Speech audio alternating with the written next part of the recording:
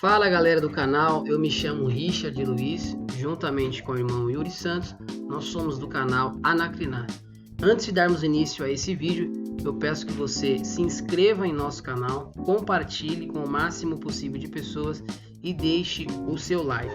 No vídeo de hoje, nós vamos falar sobre a escrita da Bíblia ou a escrita no tempo antigo. Nos dias atuais, com o avanço da tecnologia, com os papéis, com os jornais, com as revistas, nós temos uma facilidade em lidar com a escrita. Mas no tempo antigo, não era bem assim. Os antigos utilizavam muito a pedra. A pedra acabou se tornando um material muito utilizado pelo esse povo. As inscrições, elas eram entalhadas em superfícies de pedras ou de rochas. Na Bíblia, nós temos uma referência no livro de Jó, no capítulo 19, no versículo 23 e 24, que diz: Quem me dera fossem agora escritas as minhas palavras, quem me dera fossem gravadas em livro, que com pena de ferro e com chumbo para sempre fossem esculpidas na rocha. Tem-se a ideia, por meio de estudos teológicos e arqueológicos, que Jó é o livro mais antigo ou um dos livros mais antigos.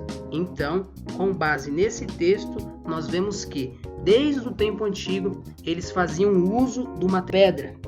Dentro dessa ideia de pedra, eles ainda conseguiram criar tabletes de pedra.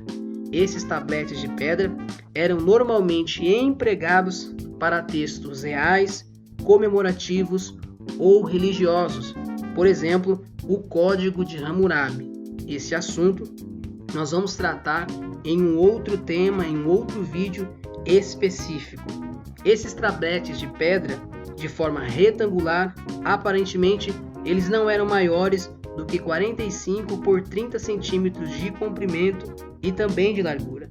E possivelmente foi esse material que Moisés usou para que Deus escrevesse as 2 tábuas dos 10 mandamentos. A referência bíblica está em Êxodo capítulo 32, no versículo de número 16. Além da pedra e dos tabletes de pedra, o povo antigo utilizava também o papiro. Esse papiro era um material muito usado no Egito. Na verdade, o Egito é o centro industrial desse papiro. Mas não só o Egito, a Babilônia também fez uso desse material. É quase certo que o Novo Testamento foi escrito em papiro. Os gregos chamavam o papiro de biblos. Vale lembrar que esse material não é encontrado no Antigo Testamento e não temos uma referência de que esse material foi escrito no Antigo Testamento. Porém, no livro de João, na segunda carta de João, no versículo de número 12, nós temos uma referência dessa escrita através do papiro. Então, além da pedra e do papiro, nós temos também o pergaminho.